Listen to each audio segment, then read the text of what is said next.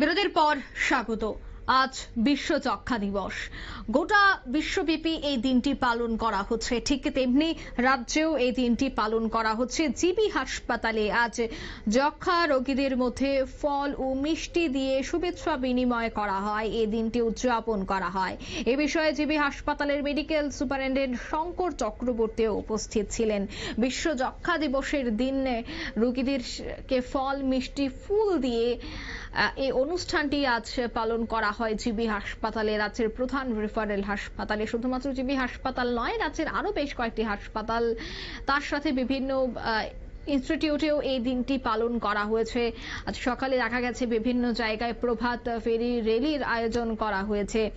সমস্তটা বিষয়কে কেন্দ্র করে কিন্তু আজ যক্ষ্মা দিবস উপলক্ষে জিবি হাসপাতালের এক অন্য উদ্যোগ, ফুল মিষ্টি বিতরণ করা হয়। তবে সে বিষয়ে কি বলছেন হাসপাতালের মেডিকেল সুপারিনটেন্ডেন্ট শঙ্কর চক্রবর্তী, শোনাচ্ছি।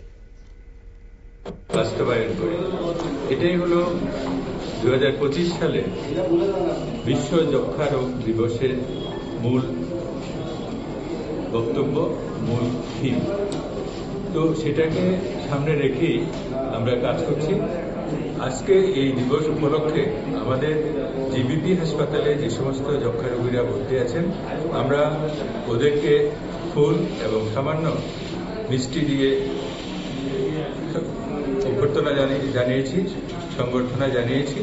ওনাদেরকে আশ্বস্ত করেছি যে ওনাদের এই রোগ প্রতিহত করতে আমরা প্রতিনিয়ত ওনাদের সঙ্গে থাকব।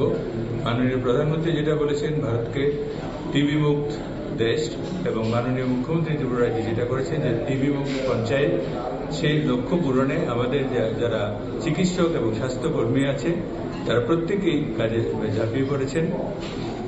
ত্রিপুরার যে বেশ কয়েকটি পঞ্চায়েত এখন পর্যন্ত টিবি মুক্ত হয়ে গেছে, আর বাকি যেগুলি সেখানে পুরোদমে কাজ চলছে। যে সমস্ত রোগী টিবি রোগের প্রাথমিক লক্ষণ নিয়ে আসে বা কিছু কিছু লক্ষণকে শনাক্ত করা হয়েছে, যেগুলিতে কোনো মানুষ চিকিৎসকের পরামর্শ নিতে এলেই ওনাদেরকে বিনামূল্যে টিবি ডায়াগনোসিসের যে সমস্ত পরীক্ষা নিরীক্ষা করতে হয় সে সমস্ত পরীক্ষা নিরীক্ষা করা হয়। সেটা রাজ্যের সমস্ত হাসপাতালে, starting from sub centre, health and wellness centre, primary health centre, CSC, sub divisional hospital, district hospital এবং আমাদের যে tertiary care centre Agartala government medical কলেজের জিবি পান্থ হসপিটাল, সেখানে প্রত্যেক জায়গাতেই আমরা এই কর্মটা করছি। সরকার থেকে টিবি রোগ আপনারা জানেন, এটাকে ক্ষয় রোগও বলা হয়, যক্ষ্মা রোগ বা ক্ষয় রোগ। এখানে মানুষের যে শারীরিক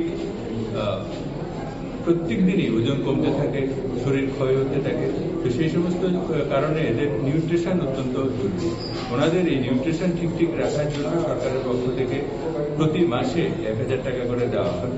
এছাড়াও একটা প্রকল্প আছে যেটাকে বলা হয় নিক্ষয় মিত্র।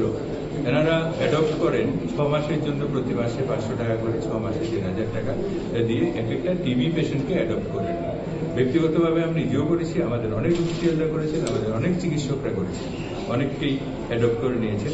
এছাড়া যারা টিবি চ্যাম্পিয়ন, অর্থাৎ যারা টিবি রোগের থেকে মুক্তি পেয়েছেন, ওনারাও মানুষকে বোঝানোর জন্য যে এটা সেরকম রোগ নয়, টিবির ইতিহাস অনেক পুরনো, এটা একটা প্রায়। আপনারা শুনলেন চিকিৎসকের বক্তব্য।